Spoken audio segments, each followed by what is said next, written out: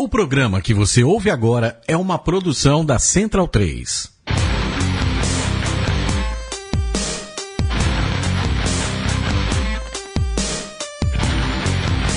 Começa agora o Xadrez Verbal. Bom crepúsculo, ouvintes da Central 3. Está começando mais um Xadrez Verbal, a sua revista semanal em formato podcastal sobre política internacional. Chamando o homem por trás do tabuleiro, Felipe Nobre Figueiredo. Que está em estado gripal. E já aviso aos nossos ouvintes, se vocês ouvirem tosses ao fundo, Dessa vez não sou eu. Dessa vez não é o Matias, dessa vez sou eu. Ele deve ter me passado alguma coisa. Assim como eu passei bronquiolite pro meu filho. Não foi você que passou pra ele. Para de se martirizar. Não, estou me martirizando. Bebês ficarem doentes é normal. Pare de se martirizar. Pegou? Essa foi digna de você. Enfim, mas na saúde ou na doença, né? Estamos aqui com vocês. Na pobreza e na pobreza. A gente pode ter ouvinte rico, sim. Nossos ouvintes ricos, sejam nossos mecenas e patronos, mandem cheques em dólar. Dólar não, euro. Euro sustenta mais. Agradecer todo mundo que nos ouve, todo mundo que nos tolera, todo mundo que nos aguenta, todo mundo que nos prestigia, nos manda mensagens de carinho. Muita gente comemorou, nos felicitou pelo novo servidor, né, tanto pelo mérito de termos quebrado um servidor, quanto que o novo servidor funcionou bem. Algumas pessoas tiveram problema com o Pocket Casts, porém isso teoricamente já foi resolvido. E se você continua tendo problema com o Pocket Casts, aparentemente se você desassinar e assinar novamente o Xadrez Verbal, o problema some. Falando nisso, eu lembro a vocês que o podcast do Xadrez Verbal, assim como todos os podcasts da Central 3, o feed deles é gratuito, vocês não pagam nada para poderem nos ouvir, serem informados e entretidos ao mesmo tempo, espero eu, porque tem um serviço aí, que inclusive já vai receber um e-mail da Central 3, que é um e-mail que está sendo uma espécie de feed pago usando o conteúdo dos outros, tá? Então, se você é desse serviço aí, você vai receber um e-mail. E lembrando que o dono da Central 3 é um advogado. E só para esclarecer também, a gente se responsabiliza pelo Deezer, o iTunes, o Player FM e o Pocket Cash. Os outros serviços que acabam puxando o conteúdo da Central 3, a gente não consegue se responsabilizar. Só para esclarecer também. Você não é responsável nem por você mesmo, o que você está falando. Não eu, mas alguém. Muita gente, aqui indo para os recados em relação ao último programa, né? Algumas pessoas me lembraram, né? Que eu falei que se eu fosse americano eu ia votar nulo, me lembraram que eu não precisaria votar, que o voto é facultativo. Mas você pode votar nulo. Mas entendeu? As pessoas entenderam o que eu quis dizer. Elas estão pegando no pé. Você pode também ir lá e não votar em ninguém. Uma pessoa que, por exemplo, fez isso foi o Luiz Renato Oliveira Périco, nosso ouvinte de nome garboso, liberal, cristão, praticante, um poço de sabedoria, e não estou sendo irônico, mas ele veio encher meu saco. Então, tá aí. Um salve para todo mundo que pede um oi, né? Porque todo mundo fala, né, nas últimas semanas. Para quem ouve o programa fazendo isso, para quem ouve o programa fazendo isso, para quem ouve o programa dominando o mundo, para quem ouve o programa fazendo ritual satânico. Então tá aí. Um salve para todo mundo que pede um salve especial para nossa querida ouvinte Tabata, que sempre manda recados, que hoje ela passou na qualificação. Ela tweetou hoje isso, então. Parabéns, Tabata. Então consta. Qualificação do doutorado. E você aí. Eu só graduação. Você não é qualificado nem para dirigir. Fui reprovado 3 vezes. Um abraço pro Ronald Guimarães, que nos ouve, e todo mundo nos ouve também na igreja dele. Ele diz que graças à influência dele, ele lembrou que o imperador Constantino também foi responsável por o dia de guarda dos cristãos do sábado para o domingo. Ele que é adventista, né? O Ronald. Pelo que eu entendi, sim, mas como eu fiquei na dúvida, eu prefiro não falar nada. Vai que eu ofendo a pessoa dizendo o branch, o ramo errado da fé. A Ana Luísa de Moraes Campos, nossa querida Ana Luísa, que estará no programa de hoje. O Matheus corrigindo minha câimbra cerebral, porque eu falei o Jill Stein e é a Jill Stein, a candidata do Partido Verde. E o Neto Pires comentou sobre... Eu me confundia bastante assistindo a série Jack and Jill. Eu não vou falar nada. E o Neto Pires comentando sobre a música de encerramento do último programa, né, escolhida pelo Matias, óbvio. Essa música do final é ótima, ela toca no trem que leva de Cusco para Águas Calientes, no caminho para Machu Picchu. No começo é legal, mas depois de 4 horas enche o saco. Eu sugiro ao Neto Pires passar uma tarde com o Matias. E os recados são esses, ainda tem alguns e-mails a serem respondidos, peço desculpas, mas todos serão respondidos, e é isso. Então vamos passar para o primeiro bloco do Giro de Notícias.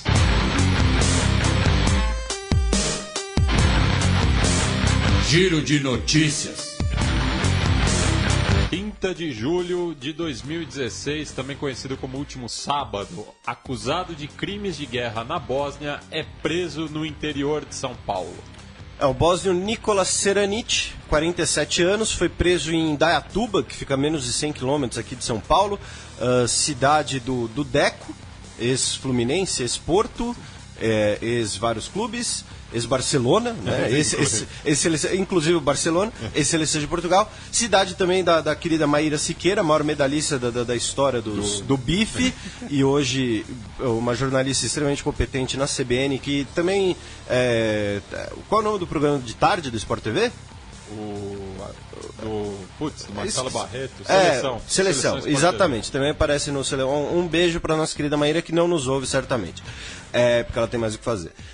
Enfim, o Bósnia estava foragido desde 92, tinha um mandado de prisão pela Interpol, e ele é processado na Bósnia, ele não é processado pelo TPI, ou pelo Tribunal para Crimes da Ex-Yugoslávia. Ele é processado na Bósnia pela morte de civis bósnios durante a guerra. Ele foi preso por uma operação conjunta entre o Ministério Público Federal, o Ministério Público de São Paulo, as Polícias Civis Federal de São Paulo e a Polícia Federal e autoridades bósnias. E quem conduziu a operação foi o Grupo de Atuação Especial contra Organizações Criminosas, o GAECO, da Polícia Civil de São Paulo. Então tá aí o registro, ele provavelmente será extraditado para a Bósnia, cuja decisão final depende do STF, porém o STF que já tinha decretado a sua prisão pelo ministro Lewandowski. Notícia de 1º de agosto, última segunda-feira.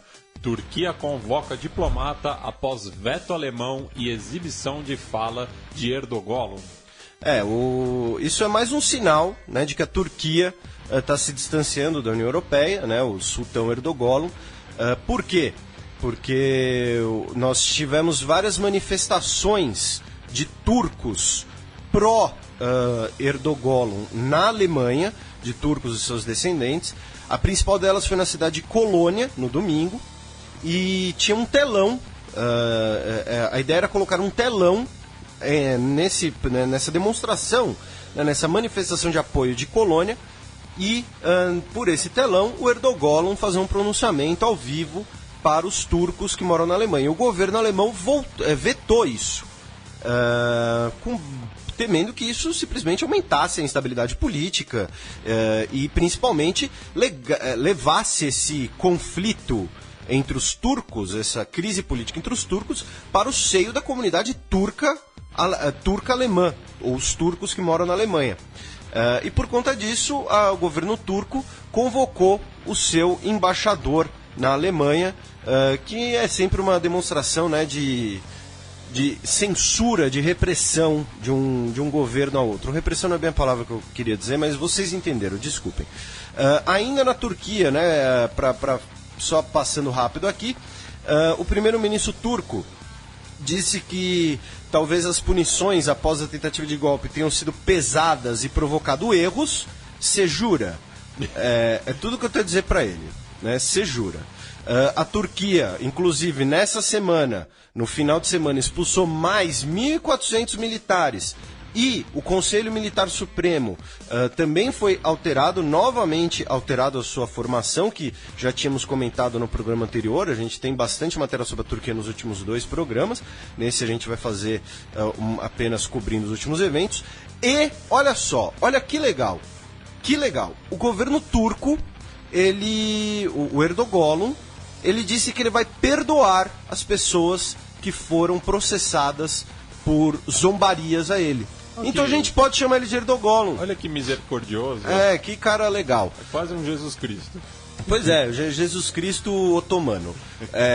E, além disso, o governo turco assumiu o controle dos estaleiros navais militares E a Turquia emitiu uma ordem de prisão formal contra o clérigo Gulen, que mora na Pensilvânia, provavelmente para usar isso como pretexto para solicitar aos Estados Unidos que o extraditem. E o ouvinte Luiz Bento nos lembrou que os expurgos chegaram na comissão de arbitragem do futebol turco, no qual 94 árbitros foram desligados da entidade. Olha, se fosse no Brasil eu não ia achar ruim não, mas assim, sem nomes e sem clubismo. Ainda na última segunda-feira, órgão eleitoral aprova a primeira etapa de referendo contra Nicolás Maduro. O Conselho Nacional Eleitoral da Venezuela aprovou a coleta das assinaturas. Foram consideradas válidas 390.412 assinaturas entregues pela coalizão opositora. Isso é mais do que o dobro das necessárias. Porém, todavia, entretanto, é apenas 20% da quase 2 milhões de assinaturas que foram apresentadas pela oposição. Dessas assinaturas, 600 mil foram desconsideradas por supostas irregularidades e algumas outras estavam duplicadas, outras pessoas não confirmaram seus dados, enfim. Agora o próximo processo será em que a oposição vai precisar conseguir 20% do eleitorado, reunir 20% de assinaturas do eleitorado, que dá mais ou menos 3,9 milhões de pessoas, para conseguir então convocar o referendo revogatório do mandato do Maduro. E por que a oposição quer correr com isso também, né? A gente chegou até a comentar isso no último programa. Porque se demorarem, além de 2016, para fazerem isso, não teremos novas eleições. Quem assume é o vice, que também é chavista. Além disso, a presidência do Mercosul vai ficar vacante por pelo menos 2 semanas, já que o Uruguai entregou a presidência e a Venezuela não foi autorizada a recebê-la, por assim dizer. Né? E o Serra defendeu, inclusive, que deveria haver uma presidência interina extranacional, alguma coisa assim, de alguém não ligado a nenhum dos governos, enquanto a Argentina não puder assumir o mandato. Enfim, esse impasse ainda vai demorar e por conta disso teme-se que, com certa razão, e isso é uma consequência óbvia, de que as negociações, tanto internas ao bloco quanto externas, ficarão atrasadas, suspensas, já que o bloco não tem uma presidência rotativa. Notícia da última terça-feira, 2 de agosto. Partido Republicano critica Trump sobre militar muçulmano morto. Então, o que aconteceu nos Estados Unidos foi uma coisa bem polêmica, digamos assim. Os Estados Unidos, tem um capitão do exército dos Estados Unidos, muçulmano, praticante da religião islâmica, foi morto no Iraque. E sua família participou da convenção democrata. E por conta dessa questão política, o Trump fez comentários ofensivos, digamos assim. Inclusive a própria mãe do capitão. Sim, enfim, e o que acontece? Nos Estados Unidos, essa questão dos militares, dos veteranos de guerra e das pessoas que morrem pelos Estados Unidos é um assunto muito sensível. Muito sensível do que a gente consegue imaginar aqui no Brasil. Inclusive tem até um cemitério exclusivo pro não, mais mortos, de um, né? O mais famoso em Arlington. Sim, né? desde a Guerra Civil, enfim. Então, assim, esse assunto lá é muito delicado e o Trump fez declarações extremamente controversas sobre o cara, sobre o capitão morto e sobre a família dele, como você disse. E por conta disso, vários líderes republicanos criticaram o Trump e o próprio Partido Republicano. Inclusive o John McCain, que também é veterano de guerra, inclusive foi prisioneiro de guerra no Vietnã e é o atual... a liderança do partido no Senado, foi candidato à presidência em 2008, assim como o Paul Ryan, que foi candidato a vice-presidente em 2012, e é o House Speaker, né? Seria o presidente da Câmara dos Deputados. Então, isso pegou muito mal para o Trump. Né? Uma frase do McCain resume bem, né? Você citou o McCain, que é: ele não tem licença restrita para difamar os melhores entre nós. Esses melhores entre nós se refere aos militares que morrem pelos Estados Unidos. E isso pode prejudicar muito o Trump entre os setores conservadores, porque por mais que o veterano morto fosse um praticante do Islã, a sua religião fosse o Islã, ele ofendeu um militar que morreu pelos Estados Unidos. Isso é um assunto muito sensível nos Estados Unidos, especialmente entre os republicanos conservadores. Né? Então, eu suspeito que isso foi talvez o principal tiro no pé do Trump até agora. Porque assim, quando ele falava de botar um muro no México, entendeu? Muita gente não dava bola. Quando ele falava de America First, todo mundo gostava. Agora ele ofendeu a memória de alguém que morreu pelos Estados Unidos, na lógica deles, né? Então isso vai dar muito problema. Então, vamos ver. Bem, vamos passar agora para a coluna aberta com mais uma vez a participação da professora Ana Luísa de Moraes Campos. Coluna aberta.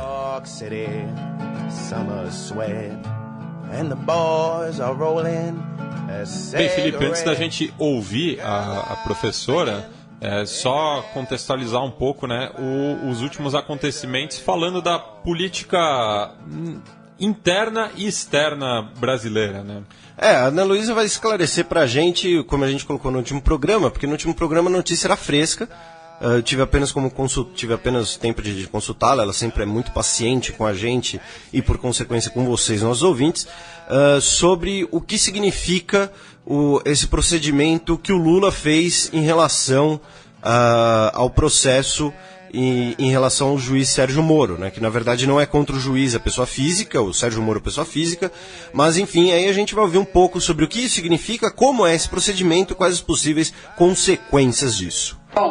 Bom crepúsculo, Felipe e Matias, do Xadrez Verbal. Para mim é um prazer voltar a falar com vocês sobre proteção internacional dos direitos humanos, especificamente dessa vez para tirar algumas dúvidas, ou melhor, para esclarecer alguns pontos sobre o mais recente envolvendo o Brasil, que é o caso da comunicação individual do ex-presidente Lula ao Comitê de Direitos Humanos, referentes às supostas violações do Pacto de 66 sobre direitos civis e políticos. Antes de entrar especificamente no caso Lula, só fazer alguns esclarecimentos.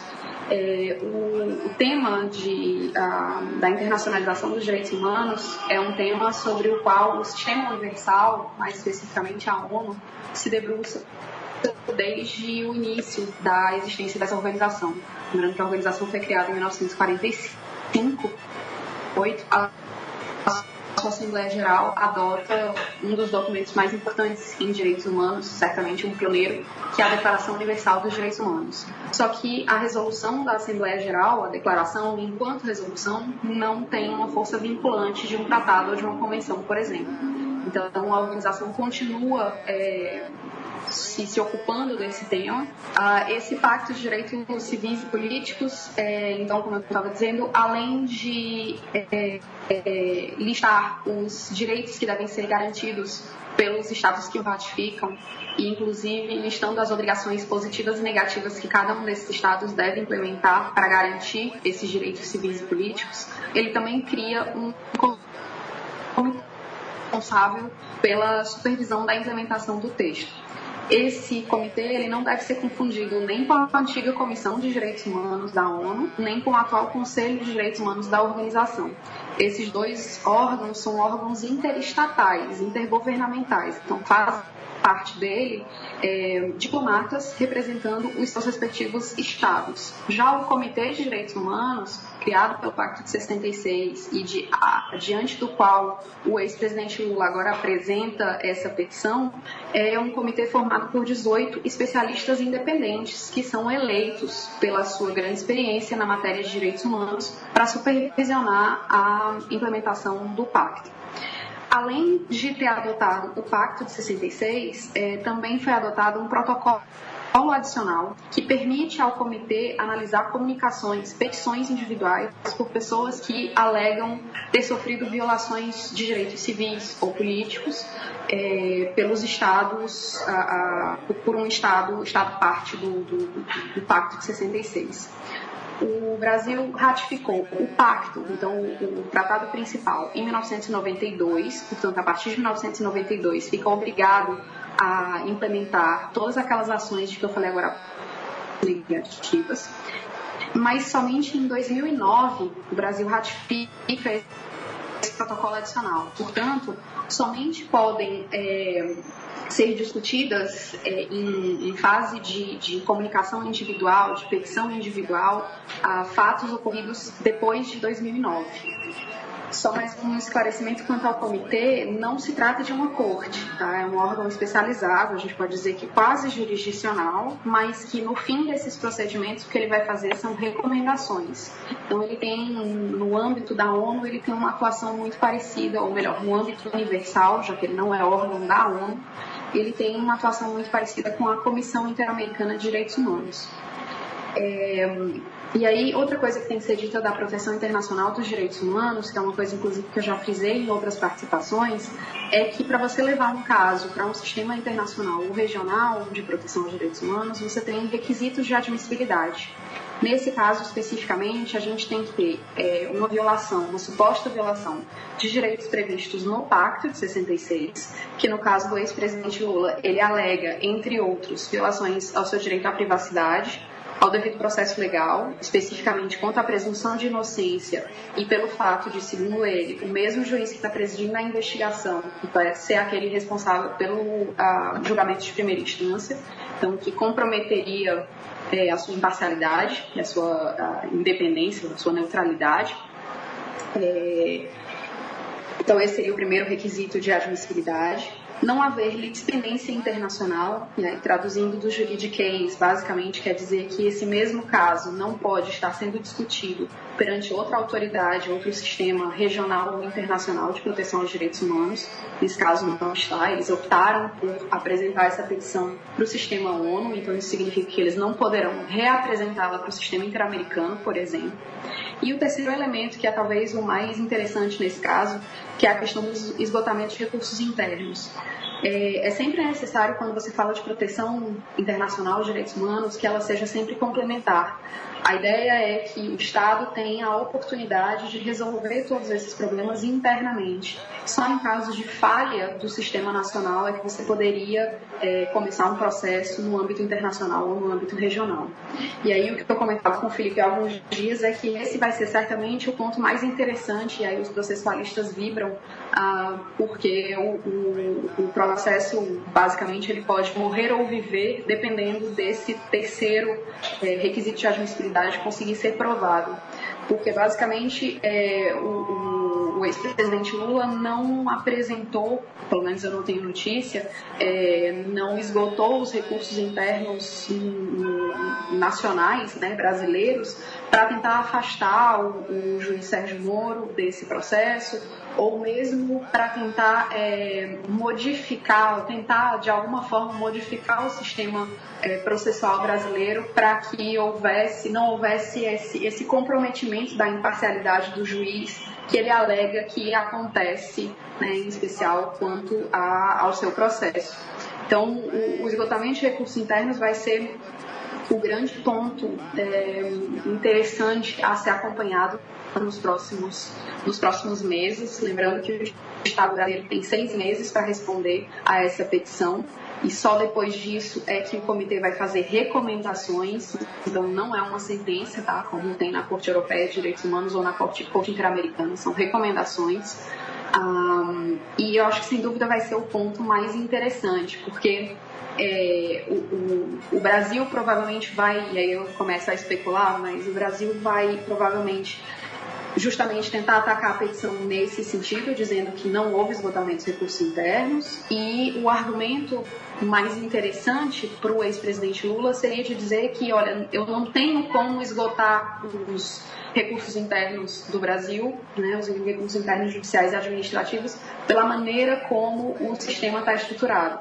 Então, seria uma exceção a esse requisito de admissibilidade de esgotamento dos recursos internos. Mas aí, como eu disse, eu já entro no campo da especulação, e aí talvez seja mais interessante a gente retomar essa discussão, uma vez que o comitê se pronuncie daqui a alguns meses. É isso, fico à disposição sempre que houver perguntas e discussões sobre direitos humanos ou sobre direito internacional de maneira geral, mas sobre direitos humanos especificamente, que é a minha área, que é o que eu gosto, pode chamar, tá, Felipe? Estou às ordens sempre. É isso, obrigada e até a próxima. Vamos passar agora para o quadro das efemérides semanais. A Semana na História.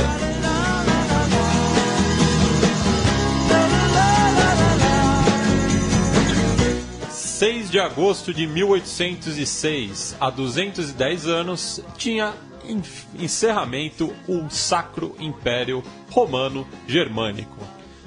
O Sacro Império que acabou por conta de Napoleão, né? Napoleão derrota o Império Austríaco, o Imperador Austríaco Francisco II, era Francisco ou era Francisco José? Acho que era Francisco só. Ele tem que abdica da coroa do Sacro Império Romano Germânico, até para Napoleão poder expandir a sua influência pelos reinos do Reno, e com isso nós temos o início do processo que culminará na unificação da Alemanha posteriormente, né? Mas e para quem não sabe, o Sacro Império Romano Germânico, que existia desde a Idade Média, é considerado o primeiro Reich, né? E aí depois nós temos o Império Alemão com o segundo Reich, e o terceiro Reich é o do Hitler, que aí tem a segunda efeméride. 3 de agosto de 1936, há 80 anos, Jesse Owens ganhava a medalha de ouro nos 100 metros rasos em Berlim. Foi a primeira das 4 medalhas de ouro que Jesse Owens ganhou em Berlim. A gente fez o Fronteiras Invisíveis do Futebol Especial sobre as Olimpíadas, falamos um pouco disso, na qual Jesse Owens deu um tapa na cara, tanto dos racistas nos Estados Unidos, quanto dos supremacistas raciais na Alemanha que o assistiam. 31 de julho de 1991, 25 anos atrás, era assinado o Acordo START I. O Acordo START, que é Strategic Arms Restriction Talks, alguma coisa assim. A gripe me impede, eu tô alucinado de Naldecon. Foi o maior acordo de limitação de armamento que nós já tivemos. A sua negociação durou quase 10 anos, na década de 1980. Foi assinado pelo Bush pai e pelo Gorbachev, mas foi negociado desde a época do Reagan. E que limitou bastante os arsenais nucleares de Estados Unidos e União Soviética, o número de ogivas nucleares, o número de mísseis nucleares. Óbvio, cada um ainda tinha a capacidade de destruir a Terra umas 800 vezes. Um dos motivos dessa limitação, desse acordo, foi justamente para, digamos assim, prevenir que esse armamento fosse difundido, fosse colocado na roda, né? Uma ogiva fosse parar na Líbia, que era o grande medo dos Estados Unidos na época, no Iraque, do Saddam. Então você diminui o seu arsenal. A maior parte das ogivas descartadas por conta dessas negociações eram armamentos já obsoletos, isso tem que ser lembrado também, né? Mas foi importante porque foi a primeira grande conversação, na verdade foi a segunda grande conversação sobre armamento estratégico e a maior limitação de armamento nuclear que nós tivemos na história. E também, há 25 anos atrás, nos primeiros dias de agosto, o Brasil foi visitado por Nelson Mandela, que havia saído da prisão há apenas um ano e que estava fazendo uma campanha internacional pela disputa da presidência na África do Sul. E é por esse motivo até que hoje eu estou vestindo a camisa que a Desportiva Ferroviária lançou recentemente, lembrando desse fato, já que um dos discursos que o Mandela fez durante essa turnê brasileira foi no estádio da Desportiva, lá em Cariacica, na Grande Vitória, o estádio Engenheiro Alencar de Araripe. E por que eu estou falando isso? Porque é tema do próximo Fronteiras Invisíveis do Futebol. Eu já faço aqui um... Não é do próximo, é daqui a 2. O próximo é Palestina. Ah, Palestina depois... Depois da África do Sul. É Palestina, depois da África do Sul. Tem que fazer o jabá certo. Ok. Vamos passar agora para o match.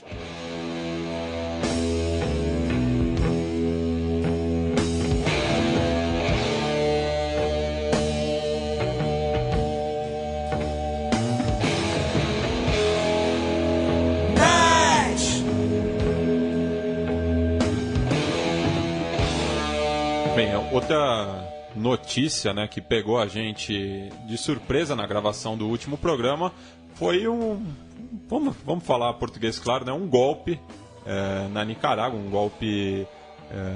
Golpe interno. Não é interno, é um golpe jurídico, enfim, que ocorreu na Nicarágua, poucos minutos depois que a gente terminou a gravação. Muitos ouvintes até nos avisaram, no qual o presidente Daniel Ortega fez uma manobra e eliminou a oposição no Congresso. Aqui a gente vai fazer um breve retrospecto, né, da Nicarágua, só para a gente contextualizar um pouco para os nossos ouvintes. Né? Na Nicarágua nós tivemos a luta sandinista a partir do final dos anos 70, né, de 79 a 1990, mais ou menos.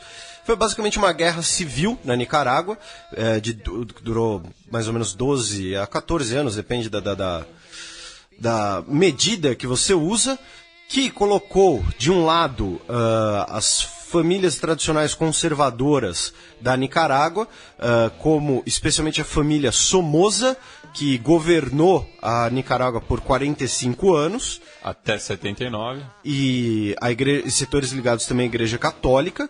E, ao lado esquerdo, a Frente Sandinista de Libertação Nacional, que pretendia colocar um regime de cunho socialista no país e depois se tornou uma força partidário-democrática, e que seu nome homenageia o Augusto Nicolás Sandino, que foi um autoproclamado general da Nicarágua, que lutou contra forças dos Estados Unidos nas intervenções dos Estados Unidos na Nicarágua nas décadas de 1920 e 1930, na época da política do Big Stick, né, na qual o Caribe era um dos principais focos geopolíticos dos Estados Unidos. E, inclusive, a oposição aos sandinistas se organizou também paramilitarmente com a contra-revolução nicaragüense, que ficou conhecida como os Contra, né? Sim, que tinha apoio dos Estados Unidos.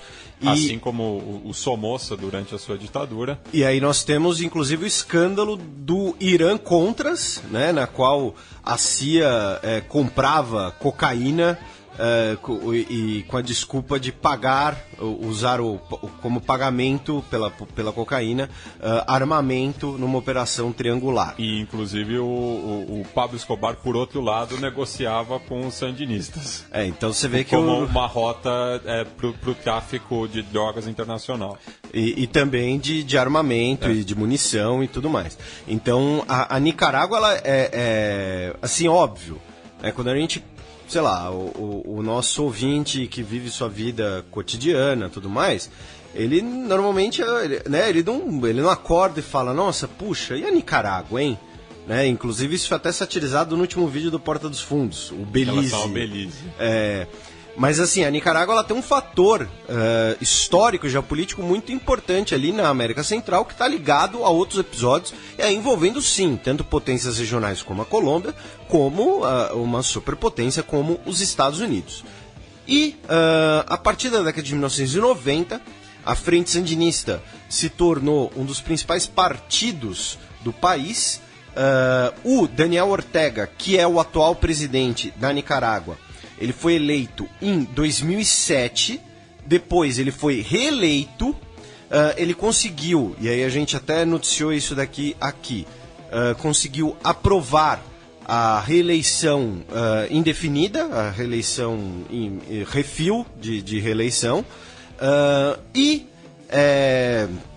colocou sua esposa, a Rosário Murillo, como sua vice-candidata. Ou seja, muito provavelmente ela acabaria sendo a sua sucessora a partir de 2021 ou alguma outra eleição seguinte, fazendo mais ou menos o que a família Somoza fez, né? Uma dinastia familiar, né? Tanto que isso é o nome do texto da Silvia Colombo, da grande repórter Silvia Colombo, da Folha, que fala de América Latina. Aliás, Silvia, se vocês estiverem escutando, um dia a gente queria bater um papo aqui, viu? Eu já mandei e-mail, na verdade, mas ficou na pasta de spam. Que o nome do texto é A Trágica Transformação do Sandinismo naquilo que ele sempre havia combatido. Né? E agora, o que nós tivemos, qual acontecimento que nós tivemos agora na Nicarágua? O presidente Sandino, ele expulsou os 16, na verdade foi uma, né, como o Matias colocou, uma manobra... Ortega. O Sandino está morto há muito tempo. O Ortega, desculpem, e como o Matias colocou, foi uma manobra jurídica, né, que o Supremo Conselho Eleitoral da Nicarágua expulsou, desinstituiu os 16 deputados opositores que ainda tinha no Congresso do país. Então agora o Congresso da Nicarágua é 100% Daniel Ortega, e agora em novembro nós teremos novas eleições presidenciais e legislativas, com todo o aparato de Estado na mão de apenas um partido.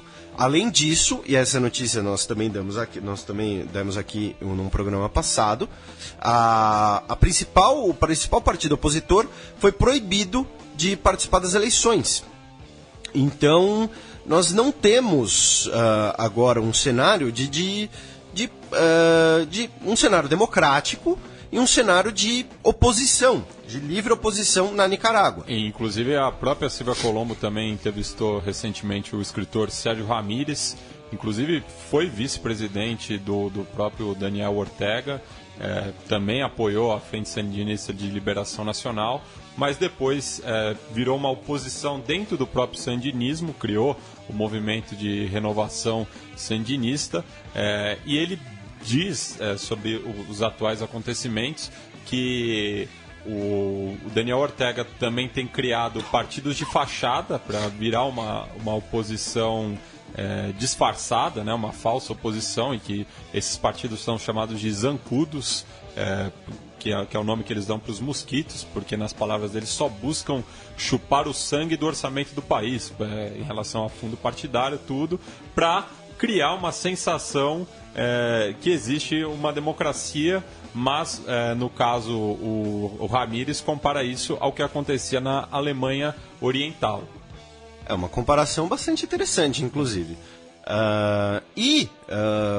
Como você bem colocou, nós temos agora críticas ao sandinismo, tanto à direita quanto à esquerda. Porém, nenhuma dessas críticas consegue ter uma voz nas ruas, consegue ter parte do poder público. Essa voz nas ruas pode ser calada, já que todo o aparato de repressão do Estado está na mão da presidência. Não que a Nicarágua seja uma potência militar, mas justamente isso acaba, inclusive, favorecendo, né? Você colocar tudo centralizando em uma pessoa. E até falando, né, do apoio popular, a Nicarágua vive um bom momento, ainda mais em comparação com a região, apesar de índices de violência serem muito altos, mas as pesquisas variam de 40% a 70% de aprovação popular do governo Daniel Ortega. E lembrando também, né, que foi nesse mandato que as negociações avançaram em relação à construção do canal da Nicarágua, com o apoio do capital chinês, até para fazer uma concorrência ao canal do Panamá, que tem grande influência estadunidense, mas, por conta da crise econômica na China, como eu falei, a construção deste canal está atrasada. E detalhe, né, 40% a 70% de aprovação, sendo que você não tem oposição, muito provavelmente essas estatísticas são maquiadas para cima, né? Então, assim, o Saddam, pelo menos, ele conseguia 100%. Pelo menos isso ele fazia direito. Não, é que o próprio Ramírez aponta também que essa de 40% foi apontada pelo Instituto Borge e Associados, que nas eleições de 1990 foram o único instituto que apontou derrota dos sandinistas. Enfim, mas... E outra coisa curiosa, né, nessa questão, né, de construir uma dinastia, só para constar, a esposa dele, ela também foi guerrilheira e ela tem uma educação no estrangeiro, né, segundo ainda o texto da Silvia Colombo, ela estudou em Cambridge, na Inglaterra, e Neuchâtel, na Suíça, e fala espanhol, inglês, italiano e francês. Então, assim, estamos falando de alguém que teve acesso aos estudos também, além da sua carreira de guerrilheira. Só para concluir aquele raciocínio anterior, a questão da família, alguns dos filhos do Ortega são presidentes de diversas organizações do governo da Nicarágua, do Estado nicaragüense. Né? Então, a gente está falando daquelas ditaduras bem patriarcais, bem personalistas, como a gente costuma ter, tanto na América Latina como no Oriente Médio. Né? Então, é uma situação... Agora, por que isso é uma situação preocupante? No fim das contas, qual é o problema? O que acontece na Nicarágua que afeta a nossa vida cotidiana aqui? No início, provavelmente muita pouca coisa. O problema é, como a gente sabe, na América Latina como um todo, não na América Latina, mas na política internacional, na história, a gente tem muitas vezes um efeito dominó ou um estopim para outros eventos. Né? Então, isso pode atrapalhar a vizinhança, que inclui aí interesses geopolíticos de duas grandes potências, como o Matias colocou, né? o Panamá e a eventual construção do canal da Nicarágua. Nós temos, em contraste na região, por exemplo, o governo de Cuba se liberalizando, se abrindo.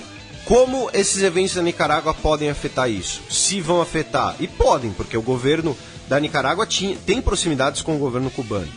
E com o venezuelano também, que era também uma das principais fontes de renda, né? Através do petróleo da PDVSA. E a Venezuela, que também está em crise. Que vive uma crise política, um crescente autoritarismo, né? Nossos ouvintes sabem que, pelo menos para mim, o Maduro, o que nós temos hoje, né, na Venezuela não é uma democracia, e o Maduro é, nas palavras do secretário-geral da OEA, um ditadorzinho. A Venezuela foi um possível elemento de instabilidade com as fronteiras colombianas e com Guiana, que são as nossas fronteiras também, né, nossas brasileiras. Então nós temos aqui um cenário que pode influenciar o cenário político de diversos países vizinhos, o que inclui o Brasil. Então, enquanto a gente tem o Equador, do Rafael Correa, por exemplo, nós teremos eleições no Equador em breve, nós teremos, na Bolívia, tivemos a questão do Evo poder prorrogar seu mandato, e isso pode gerar toda uma discussão de que ele perdeu, no fim das contas. Exatamente, mas então assim, é um fator que pode parecer pequeno, porque é um país pequeno, mas não é um país sem importância e que pode afetar a região e, por consequentemente, o Brasil. E no caso do Equador, o mesmo foi aprovado, né, em relação à reeleição. Só que no caso o Correa não poderia se beneficiar disso, então nas próximas eleições ele não se apresentará como candidato. Exatamente, e a gente falou disso aqui alguns programas atrás já, não vou conseguir me lembrar. Então assim, é um fator de instabilidade política na região latino-americana. Isso é inegável e isso, no fim das contas, afeta sim a vida política brasileira, pode afetar a economia brasileira, afeta as parcerias brasileiras e também envolve duas potências mundiais. Então, por isso que é bom a gente ficar de olho na Nicarágua. E para quem quiser conhecer mais do histórico da Revolução Sandinista, dos conflitos na Nicarágua da década de 80, tem um livrinho daquela coleção Revoluções do Século XX, da editora Unesp, um livro de bolsa, uma leitura fácil, sobre a Nicarágua. Você lembra que é um autor? Se não me engano, é uma autora. Procura aí pro pai dos burros, o Google. Vamos lá. Mas que é uma leitura breve e interessante para quem quiser compreender mais o histórico da Nicarágua, que tem esse histórico, essa importância do movimento sandinista, que hoje acaba se tornando pode se tornar mais um legado patriarcal na América Latina. Matilde Zimmermann. Eu sabia que era uma autora. Então tá aí o Revolução Nicaragüense da Matilde Zimmermann, coleção... Da coleção dirigida pela Emília Viotti da Costa. Exatamente, então fica aí uma dica para quem quiser ler um pouquinho mais sobre a Nicarágua, porém aí colocando que essa manobra jurídica praticamente elimina a oposição dentro da Nicarágua. E só para constar também, um deputado venezuelano, Luiz Florido, que é opositor ao Maduro, estava na Nicarágua para manifestar solidariedade aos parlamentares que foram destituídos, e ele foi expulso da Nicarágua também, mostrando aí mais uma proximidade entre o governo Maduro e o governo Ortega. Então vamos ficar de olho nos próximos acontecimentos, porém tudo indica que a próxima eleição nicaragüense vai ser daquelas eleições sem concorrência. Vamos passar agora para o cheque.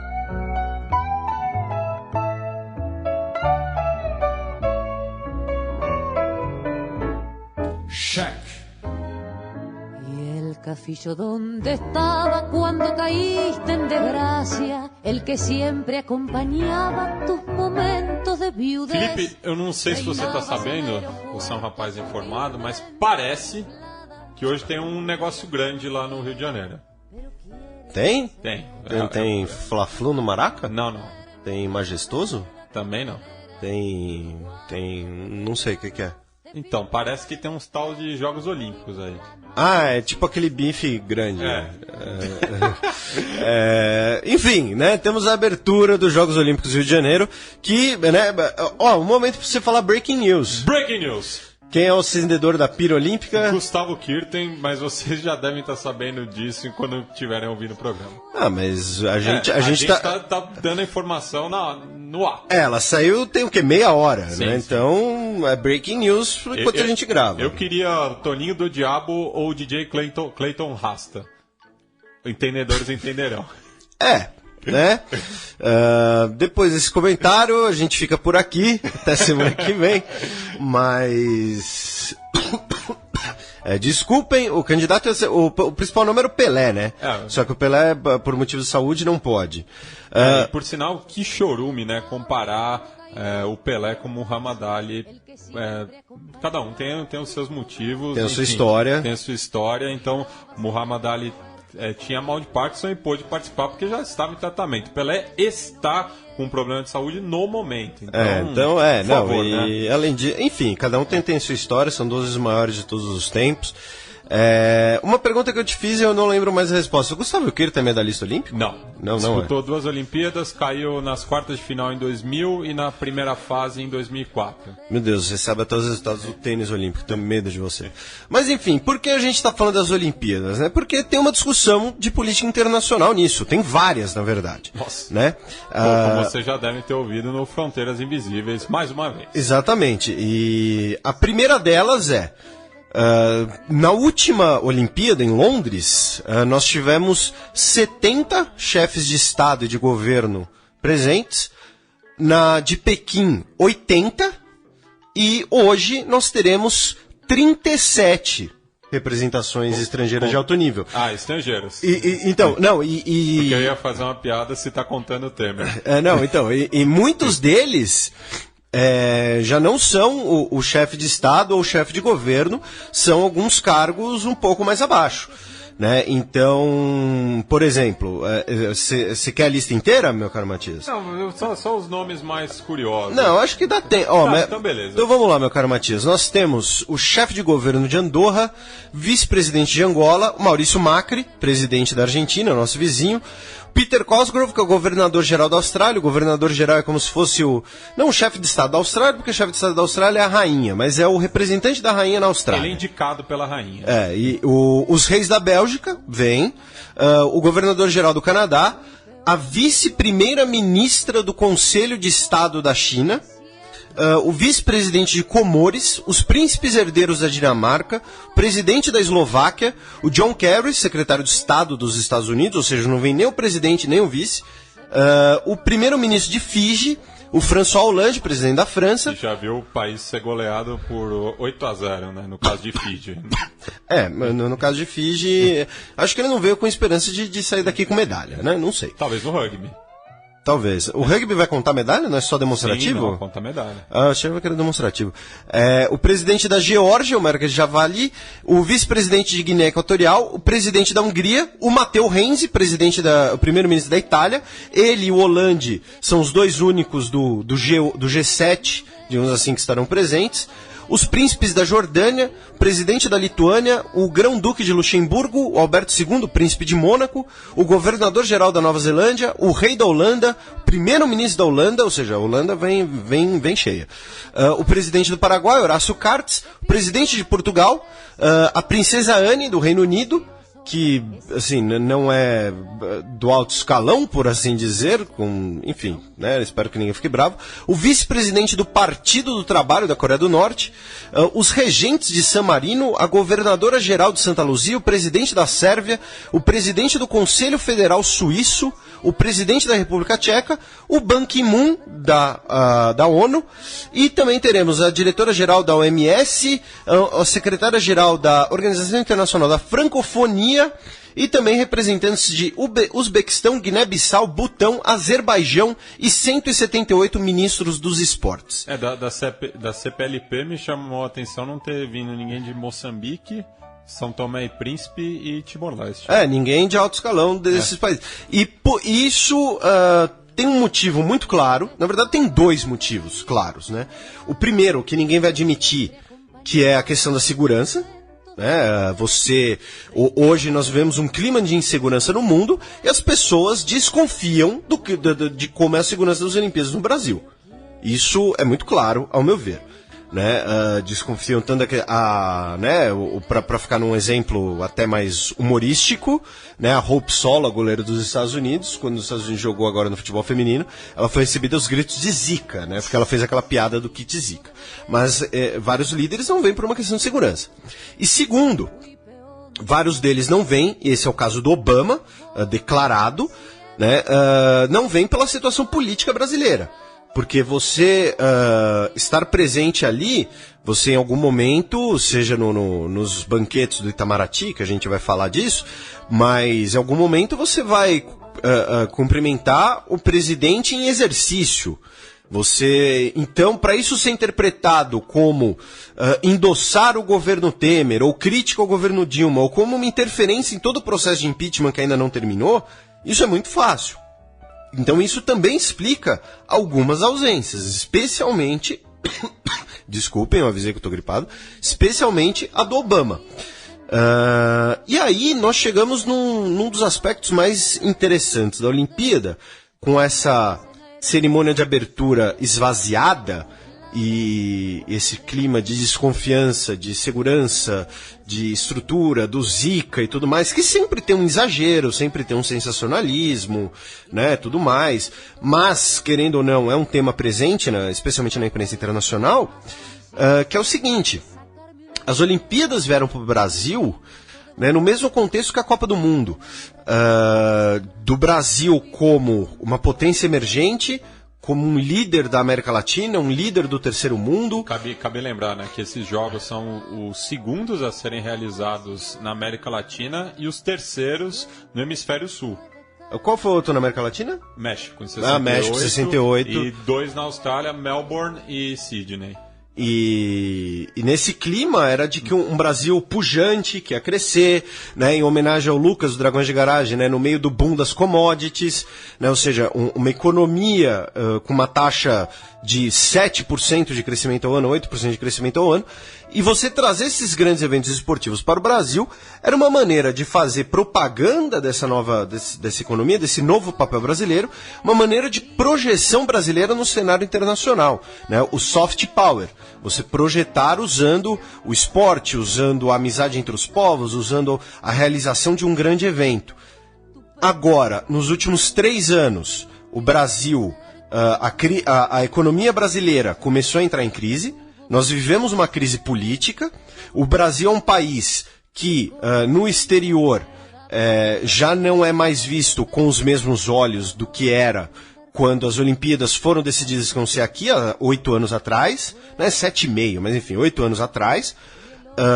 Então, isso mostra como talvez as Olimpíadas não vão servir ao propósito que elas inicialmente serviam. Que no plano internacional, óbvio, né? No plano interno tem vários, inclusive, né, desvios e lavagem de roupa. Eu não estou acusando ninguém, tá? É que eles lavam roupa na Vila Olímpica. Mas, assim, no aspecto internacional, nós temos um claro retrocesso. E as Olimpíadas vão acabar não cumprindo esse papel, e o exemplo disso maior é que a gente vai ter a cerimônia de abertura mais esvaziada dos últimos anos. Das últimas Olimpíadas, o que dá um ciclo em anos muito grande. Então, no aspecto internacional, a coisa mais chocante é essa. Né? Nós não teremos muitos pesos pesados da política internacional. No Brasil, teremos representantes de segundo escalão, em muitos casos, apenas por questões pró forma. Então, esse é o primeiro aspecto das Olimpíadas em relação à política internacional, que talvez seja... não vou dizer um tiro no pé, mas talvez o principal naufrágio do projeto olímpico. E só falando de alguns blocos, né, eu citei a CPLP, de que o Brasil faz parte. Outro importante é o BRICS, que tem também a questão da Rússia, né, por isso a Rússia não enviou representantes de peso, a China enviou o vice, Índia não mandou, Índia enviou, África do Sul não mandou, Mercosul, muitos poucos, né? Você citou Horácio Cartes e Macri. E o Macri não tem. Não, na América Latina como um todo, por exemplo, a Bachelet, por exemplo, não vem. E no os Oscar Tavares não vem. E no caso da África do Sul, Tabaré Vázquez. No caso da África do Sul também é claramente por conta do processo de impeachment. No caso indiano, eu já não sei, não me arrisco. No caso do Putin, obviamente, porque a Rússia não vai endossar totalmente essas Olimpíadas, a gente vai falar um pouquinho disso. Mas você foi genial, você lembrou muito bem, mesmo dentre os BRICS, dos 5 países dos BRICS, um está sediando o evento, o outro mandou o vice, os outros 3 mandaram ninguém de peso. Então é complicado isso, porque um dos maiores ganhos possíveis da Olimpíada, né? Fala-se muito do legado olímpico, a Vila Olímpica vira prédio, aí o Parque Olímpico as pessoas usam em Londres e tudo mais, mas também tem essa questão da projeção de imagem, projeção internacional do soft power, que sempre foi a aposta brasileira nos últimos anos, porque o Brasil não tem como projetar hard power, né? O Brasil não tem armamento nuclear, não tem como invadir seus vizinhos assim da noite pro dia. Até tem, mas né, não ia dar tanto certo. Mas a ideia era uma projeção de soft power com a Copa e com as Olimpíadas. Com a Copa, a gente ainda consegue até discutir, porque a Copa foi tudo bem no aspecto de organização. Agora, em relação, né, tirando a conta que ficou pra gente, óbvio, tá? E nenhum desses comentários, a gente, deixando claro, desconsidera a questão de superfaturamento, de desvio de dinheiro, da conta de grana, que a gente tá falando do aspecto internacional. E, querendo ou não, esse legado olímpico do soft power internacional não vai existir. Não vai existir. O segundo tema, em relação às Olimpíadas, tem a questão da Rússia, né, que você mencionou, que basicamente 1/3 dos atletas russos classificados para as Olimpíadas foram vetados de participar. E o governo russo, né, a Organização Mundial de Atletismo, diz que o doping na Rússia era sistemático e protegido, incentivado pelo próprio governo. E o governo russo coloca que esse banimento, que essa suspensão coletiva, né, por exemplo, a Elena Zimbayeva, que era candidata a ganhar a 3ª medalha de ouro no salto com vara, ela coloca que todos os últimos 20 exames antidoping dela eram limpos. E ela fala que ela está pagando pelo crime dos outros e tudo mais. E da mesma forma, teve em 2002 o escândalo Balco nos Estados Unidos, que também provava o uso sistemático de anabolizantes por atletas estadunidenses, e não aconteceu nada nas Olimpíadas de 2004. Não teve qualquer tipo de restrição para o coletivo, não para os indivíduos. Então, e aí a Elena Zimbayeva e o Putin, diversas pessoas ligadas ao governo russo, colocam que a Rússia ela foi punida por questões extra-esporte, nomeadamente a questão da Crimeia. Né? É você punir a Rússia justamente e aí usando mais ou menos o mesmo raciocínio do soft power, né? Você vai lá ver uma atleta russa ganhando a sua 3ª medalha de ouro, quem sabe estabelecendo um recorde mundial, sobe no pódio com a bandeira russa, ou seja, você tem ali uma apologia, digamos assim, da Rússia, você tem uma visão positiva da Rússia, e aí a comunidade internacional não gostaria disso e teria banido os atletas russos por conta disso, por razões políticas extra-esportivas. Né? Essa é a argumentação do Vladimir Putin, especialmente, que a Enzibaeva também pronunciou. Eu cito muito a Enzibaeva porque ela talvez tenha sido a atleta de maior renome dos banidos, né? Óbvio que dentre os outros tem vários. E a que fez mais apelo também, né? A que fez mais apelo, até porque ela sabe que ela era candidatíssima a uma nova medalha de ouro, né? E ela teve mais apelo também no exterior. Justamente pelo seu peso olímpico, né? Outros atletas russos provavelmente são candidatos à medalha olímpica ou tinham já medalhas olímpicas, mas não eram tão conhecidos. Então esse é o segundo aspecto que também... E por que é bom a gente pensar nisso? Porque a gente ainda tem uma grande comitiva de atletas russos e não seria espantoso se algum deles, indo para o pódio, especialmente ganhando uma medalha de ouro, levante essa bandeira política. Né, ou faça algum gesto político. Assim como os ucranianos, por outro lado. Também, bem lembrado, né? Os ucranianos também podem fazer, sei lá, subir ao pódio com uma bandeira da Crimeia, Crimeia's Ukraine, alguma coisa assim, como a gente sempre tem da Kosovo e Sérvia, também. Que aí leva ao nosso próximo tema, né? Que nós temos 2 países estreantes nessas Olimpíadas, que são o Sudão do Sul... Que foi, inclusive, tema de propaganda olímpica, né? Um dos patrocinadores da Olimpíada até está investindo numa atleta sul-sudanesa. E que é o país mais jovem do mundo, que está numa situação de crise, ele resultou de uma guerra civil no Sudão, e o Sudão do Sul está numa crise interna, e ele chega com 3 atletas, o Santino Kenny, nos 1.500 metros masculino, o Guor Marial, na maratona masculina, e a Margret Humat Hunar Hassan, nos 200 metros feminino. Ela que é a atleta da propaganda. Da propaganda. E eu não sei, sinceramente, se algum deles tem chance de medalha, tem bom retrospecto histórico. Se você quiser saber, ouça o Esporte Final diário aqui na Central 3, de segunda a sexta, um boletim diário dos Jogos Olímpicos aqui na casa. No caso do Marial, quando ele competiu na maratona de 2012, ele ficou em 47º. Ele completou a maratona em 2 horas e 12 minutos. Quando o cara corre 42 quilômetros em 2 horas e 12 minutos, assim, pra mim o cara já é medalhista. Assim, mas... E no Kosovo, nós temos 8 atletas em 5 esportes. Nós temos o Musa Hadjari nos 800 metros masculino, e a Vidjona Kriesiu nos 400 metros feminino, o Kendrin Guri na bicicleta masculina, e no judô nós temos 2 judocas que essas sim são candidatíssimas a irem ao pódio, a Majinda Kelmendi e a Nora Gnashkova.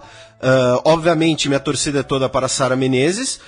Sara Menezes, um beijo para você. Eu sei que você não está nos ouvindo, porque você tem mais o que fazer, mas eu sou muito fã da Sara Menezes, um grande admirador dela. Mas essas 2 judocas kosovares são candidatas ao pódio, e também nós teremos o Urata... Mas elas são da mesma categoria da Sara? Alguma delas? A Majinda Kelmendi Tá. A Majinda Kelmendi E no tiro nós temos a Urata Rama nos 10 metros com rifle de ar, e temos um nadador e uma nadadora, o Lun Zalev nos 50 metros livre e a Rita Zekiri nos 100 metros costas. Então, essa questão de possíveis demonstrações políticas nos Jogos Olímpicos são bem possíveis nesse contexto russo, ucraniano, Sudão do Sul. E o que eu acho que pode acontecer é uma das 2 judocas, por exemplo, levar uma bandeira do Kosovo. Ou então, imagina só, pelo chaveamento eu não sei nem se já tem chaveamento, mas um enfrentamento entre uma das kosovares e uma atleta sérvia, por exemplo, Não pode ser possível, não sei, sinceramente. Mas é interessante. E a gente sabe que isso já deu problema algumas vezes, quando, por exemplo, no próprio Fronteiras Invisíveis, a gente colocou que um iraniano uma vez se recusou a enfrentar um atleta israelense. Inclusive a gente recebeu um e-mail muito legal de um ouvinte que a gente vai retomar isso. No próprio Fronteiras. Exatamente, no próprio Fronteiras. Na verdade aqui já tem o chaveamento e não tem risco de termos um encontro entre a Majinda e alguma atleta sérvia.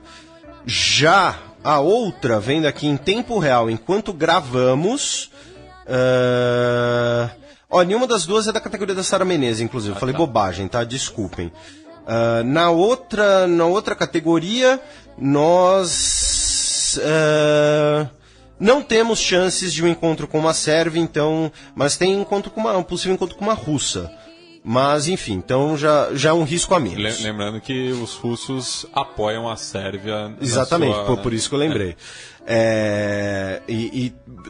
A gente tem que ver, né? Porque serão assuntos delicados. Outro assunto delicado que eu acho que pode voltar à tona nesses Jogos Olímpicos, por conta da crise no mar do sul da China, é a questão das duas Chinas, né? Que Taiwan, que compete como China Taipei, né? E não usa a sua bandeira, usa uma bandeira lá com outro símbolo nacional, e a China comunista. E um eventual pódio da China Taipei pode também resultar em alguma demonstração política, alguma situação tensa, um gesto simbólico, alguma coisa assim.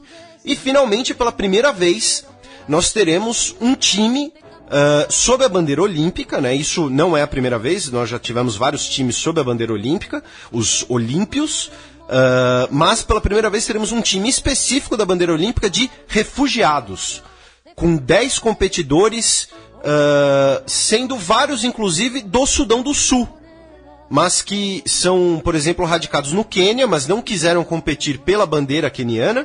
Nós temos um atleta etíope radicado em Luxemburgo, temos também uma judoca, Popoli Misenga, que é congolesa, radicada no Brasil, e também 2 nadadores sírios, o Rami Anis, que é radicado na Bélgica, e a Yusra Mardini, que é radicada na Alemanha, 200 metros livres. Então isso, eventualmente, se um desses atletas for medalhista, certamente teremos alguma manifestação, alguma comoção também, né? E essa equipe recebeu um fundo de $2 milhões do Comitê Olímpico Internacional para competir, treinar, equipamento. Inclusive a Yusra Mardini, ela tem uma história muito bonita, que ela tem 18 anos e ela é síria e ela chegou na Grécia saindo da Turquia a nado. Então, assim, estamos falando aí de... Né, novamente, usando uma coisa que parece clichê, porque, né, o Globo Esporte banalizou esse tipo de expressão, mas ela já é uma vencedora, né? Porque não é pouca coisa isso e é uma coisa extremamente impactante na vida de alguém. Então, já tem, inclusive, uma torcida na natação feminina. Continuando aqui, e outro atleta que terá minha torcida agora no atletismo... o Etimoni Timuani, de Tuvalu. Que até rima o nome. Que bacana. O Tuvalu é o único país que está competindo no Rio que tem apenas um atleta. Né? Ele, inclusive, eu acredito que ele é o porta-bandeira da delegação de Tuvalu. Ele vai fazer tudo. Enfim, ele vai eu espero que ele aproveite bastante a Vila Olímpica, pegue bastante Pokémon, se for a dele, se pegue bastante gente da que for a dele, entendeu? Inclusive... Aliás, esse é um dado... Se caiu o número de chefe de estado de Londres para cá, o número de camisinhas triplicou. Então, é por isso que eu falo que as Olimpíadas é um campeonato universitário gigante. Porque, assim, por exemplo, o atleta o Usain Bolt, ele chega focado, tal, até a competição dele eu tenho certeza que o cara não faz nada. Ele competiu depois, mano, estamos falando de gente jovem, com atlética, entendeu? Muitas vezes atraente pelo corpo, pelo rosto, enfim. E outra coisa que a gente tem que lembrar, 90% desses atletas vêm para participar. Entendeu? O cara chega aqui pensando, pô, se ganhar uma medalha vai ser muito louco, tal, vai ser da hora, vou fazer o meu melhor, tudo mais, mas assim, chega no fim das contas, os caras que chegam com expectativa de medalha, pra ganhar medalha, são uma minoria. A maioria vem pra competir, pra ter uma história olímpica, pra representar seu país e pra curtir. E repetindo, gente jovem, atlética, com o corpo funcionando muito bem, entendeu? Então assim, mano... Mas não é não. Porque teve um judoca marroquino que já foi acusado de assediar as camareiras da Vila Olímpica. Então, não, aí é escrotice, né? Aí ele tem que tomar uma chave de braço daquelas que dá uma fratura, aquela... Como é que é o nome? Aquela fratura que gira?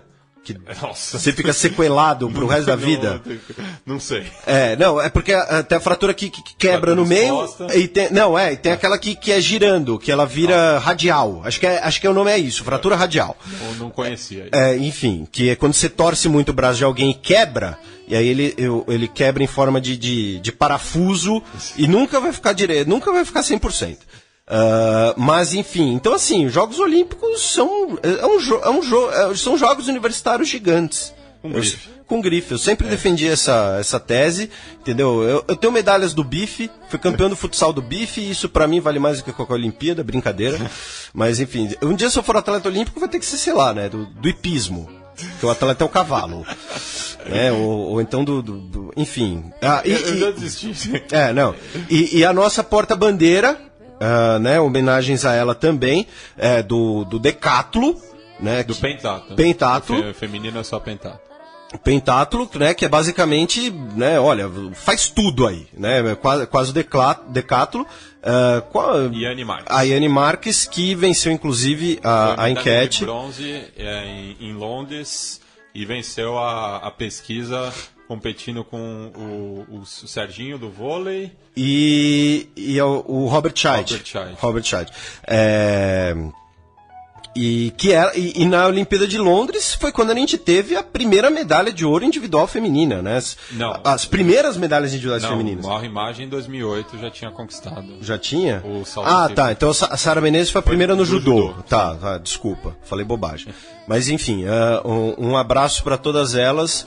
E também para a Mauro Imagem. A Mauro Imagem que nessa Olimpíada será comentarista no Sport TV, inclusive, acho, né?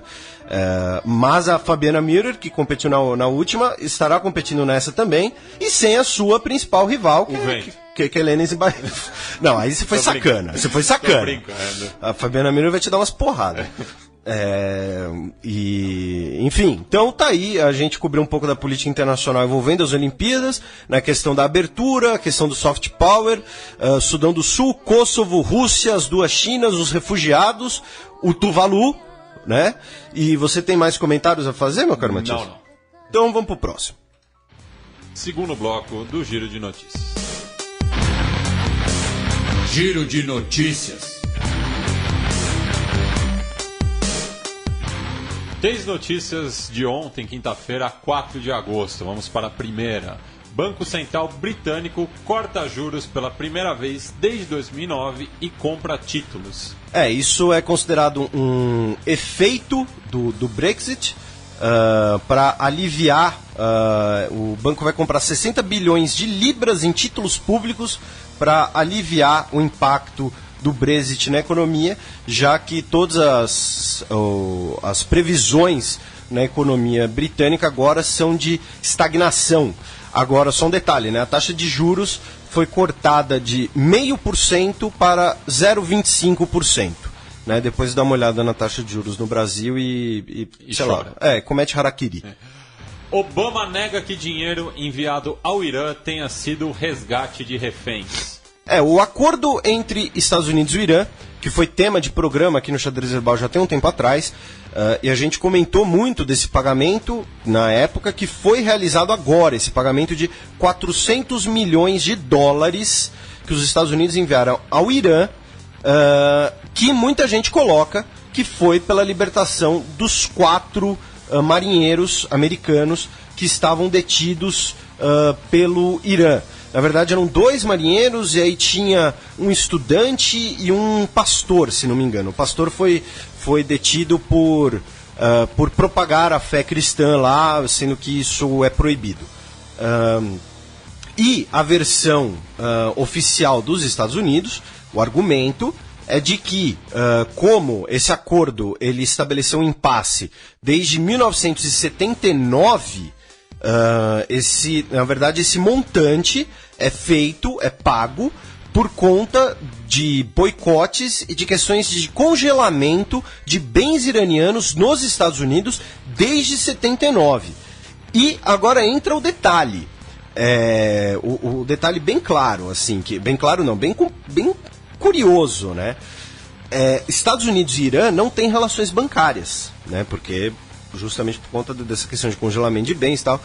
Então a gente está falando de 400 milhões de dólares viajando por aí em cash, dinheiro vivo, entendeu?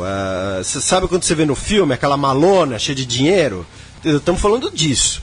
Então isso sempre pode levantar uma orelhinha ou outra, né?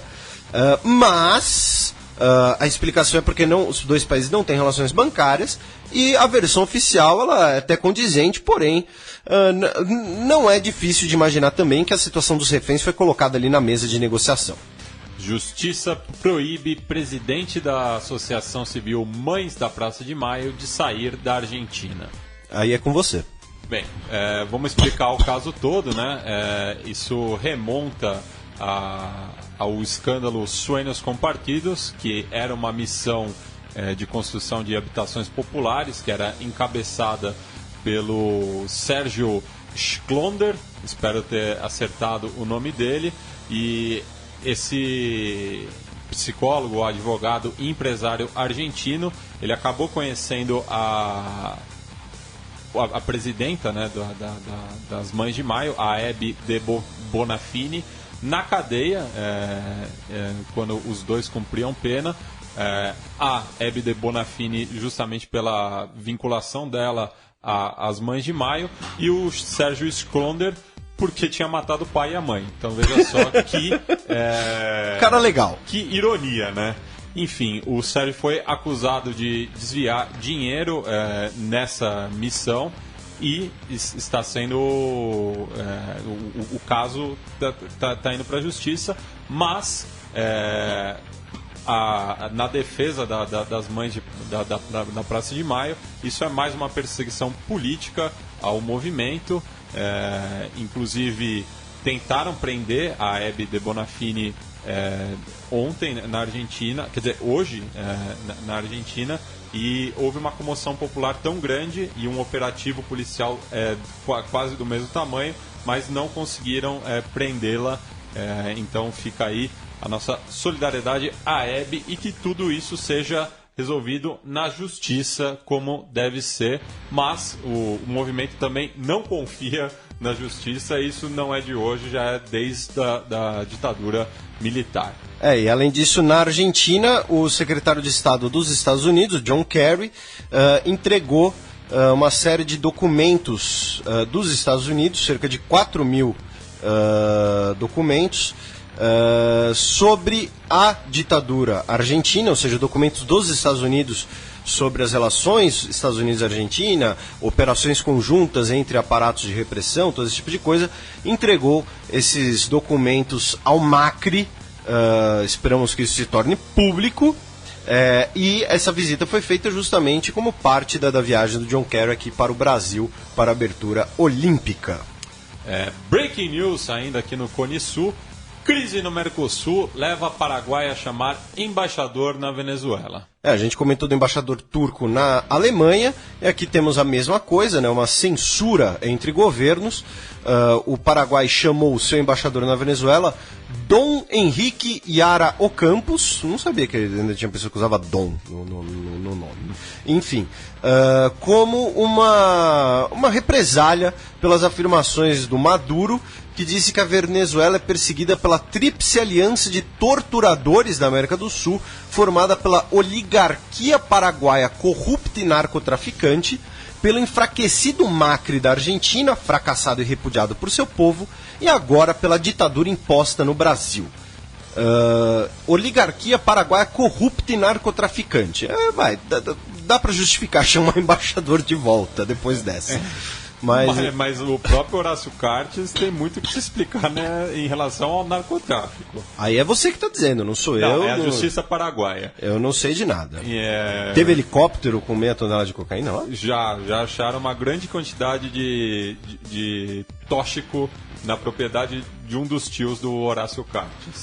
Não. Aí eu vou ter que me solidarizar com o cara, porque eu não sou responsável pelo que meus tios fazem, não, mano. Mas ele foi vinculado nessa operação. Porque meus avós eram todos uns coelhos, então eu tenho trocentos tios. Então, assim, se eu for minha responsabilidade porque todo mundo fez, eu tô ferrado. Mas segue aí. Ele inclusive já foi preso, o Cartes. Vamos passar. Felipe, você acompanhou o jogo ontem da seleção olímpica? Não. Não acompanhou? Também não. Parece que eu não perdi muita coisa. Eu estava trabalhando. Parece que eu não perdi muita coisa. O Neymar estava em campo, mas não fez grande coisa pelos relatos que eu li. E pelo placar também não. Pelo placar também 0-0 com a África do Sul. Vamos chamar ele. Neymar é o nome dele! Neymar é o nome dele! Neymar é o nome dele! Sempre esclarecendo os nossos ouvintes, o menino Neymar é um prêmio dado à imprensa quando ela comete barrigadas em relação à política internacional. Mas dessa vez o menino Neymar vai ser... Institucional. A gente sempre prioriza a imprensa, né? Mas é que dessa vez, essa semana foi muito agitada na minha vida profissional, porque no último domingo nós tivemos a primeira fase do concurso de admissão à carreira diplomática, e eu dou aula para candidatos ao CACD, vários CACDistas, sejam meus alunos ou não, ouvem o programa, inclusive. Vários, inclusive, comentaram que, graças ao programa, acertaram algumas questões. Um abraço para todo mundo que atestou a utilidade do podcast Xadrez Herbal. E essa semana foi muito pesada, porque aí eu ajudei alunos com eventuais recursos, a prova, enfim, tinha algumas questões ali polêmicas. Sempre tem, né, recursos, porque você fica ali meio ponto da possível nota de corte e você vai tentar ganhar pontos nos recursos, tudo mais. E o que aconteceu? Uma questão na prova de política internacional, ela falava da teoria do realismo periférico, uma corrente de relações internacionais da América Latina, especialmente da Argentina, na década de 1990. E aí um rapaz, que eu conheço, inclusive, o Felipe, ele tem nos seus contatos do Facebook o cientista político argentino Carlos Escudé, que é o formulador da teoria do realismo periférico.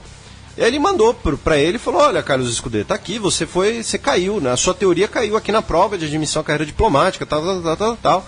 Né? Comenta aí o gabarito, tá? Ele falou: não, essa daqui tá certa, essa tá errada, essa tá certa. E aí ele falou: olha, mas o segundo gabarito oficial, essa questão que você deu aqui como certa, na verdade, como errada, tá certa. E aí o Carlos Escudé escreveu uma carta aberta ao Instituto Rio Branco no seu Facebook, espinafrando a prova, a questão no caso, dizendo que era uma leitura ideológica, uma leitura errada e tudo mais. E lembrando que assim, que é o pai da teoria, né, que tá falando isso. Então vai esse menino Neymar aí, honorífico, e um dos membros do grupo resumiu bem, né, e como é o estado psicológico das pessoas que fazem essa prova, que já foi o meu caso uma época e você se lembra bem. Ou seja, nem o próprio criador da teoria levaria a pontuação máxima no CACD. Né? Então, tá aí um prêmio honorífico para a CESP, que é a organização que faz a prova, que organiza a prova, e o gabarito definitivo ainda vai ser... o gabarito definitivo será publicado no final de agosto. E tem uma questão também de Tocqueville, que se não mudar a porcaria do gabarito, é motivo para jogar uma bomba lá. Eu coloquei 20 citações do Tocqueville que contrariam, mas infelizmente eu não tenho o Tocqueville no Facebook para ele fazer uma carta aberta contra aquela questão. Vamos chamar os peões dessa semana.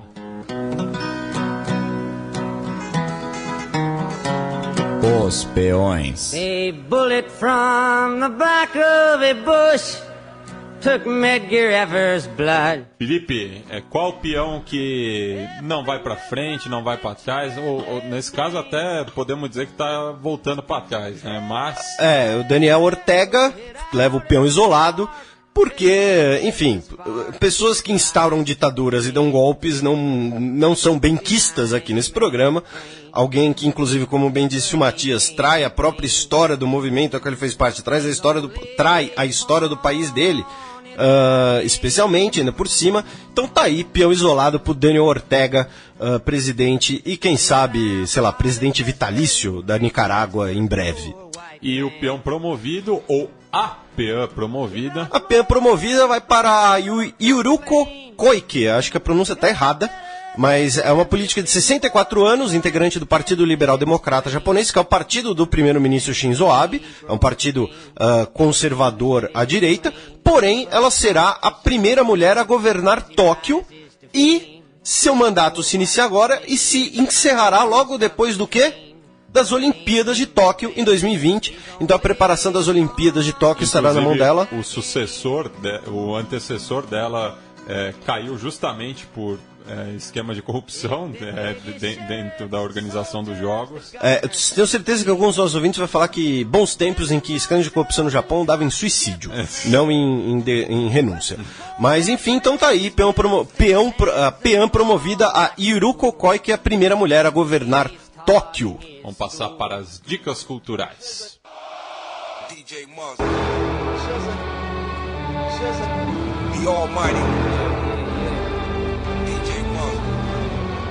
The time has come. Sétimo selo. Felipe, qual é a boa para os nossos ouvintes? Então, a minha dica cultural, ela tem um motivo triste, mas acontece, né? Compreensível. O ator David Huddleston, de 85 anos, morreu nessa semana. Ele é muito lembrado por dois papéis. Ele era o avô do Kevin Arnold, sim, em Anos Incríveis, e ele também era o Grande Lebowski, do filme O Grande Lebowski, de 1998, dos irmãos Coen, estrelado pelo Jeff Bridges, num papel sensacional, que é o Pequeno Lebowski. E, enfim, a minha dica vai por conta disso pro filme Grande Lebowski. Para quem nunca assistiu, assista, né? E se deleitem com o Jeff Bridges interpretando The Dude e o Fred Flintstone como seu amigo traumatizado da Guerra do Vietnã. E o David Huddleston também participou da minha comédia favorita, que é Banzé no Oeste, filmaço do Mel Brooks, uma sátira aos westerns. Mas essa não é a minha dica. A minha dica é o livro Nunca Mais, do Ernesto, organizado, né, pelo Ernesto Sábato, que fala justamente do informe da Comissão Nacional sobre o desaparecimento de pessoas durante o processo de reorganização nacional, o nome eufemístico da ditadura da Argentina, que durou de 1976 a 1983. E esse livro influenciou o documento semelhante publicado no Brasil, organizado pelo Dom Paulo Evaristo Arnes, que é Brasil Nunca Mais. Essa é a minha dica. Então tá aí, dica pesada, hein? Mas, novamente, agradecer todo mundo que nos ouve. Se você vai aproveitar ou não, se você gosta ou não das Olimpíadas, enfim, aproveite, viva uma boa vida, seja feliz, espalhe o amor, pegue Pokémons. Se você não gosta de Pokémon, se Pokémon não é da sua época, deixa quieto, entendeu? Eu nunca assisti Pokémon direito, mas enfim, sabe? Deixa, enfim. Eu já tava meio velho quando o Pokémon começou, mas tenho vários amigos que curtem muito Pokémon. Como eu disse, alguns e-mails ainda estão atrasados. Sigam o Xadrez Herbal no Twitter e no Facebook. É isso, até a próxima e torçam nas Olimpíadas para Sara Menezes. E a gente vai encerrar o programa com uma música dos Replicantes, uma banda épica do punk gaúcho. Um abraço pro Vander Wildner, se ele estiver nos escutando, que se chama Sandinista. Justamente é uma crítica ao Daniel Ortega, uma música bem divertida, pensando em toda a problemática na Nicarágua nos anos 80.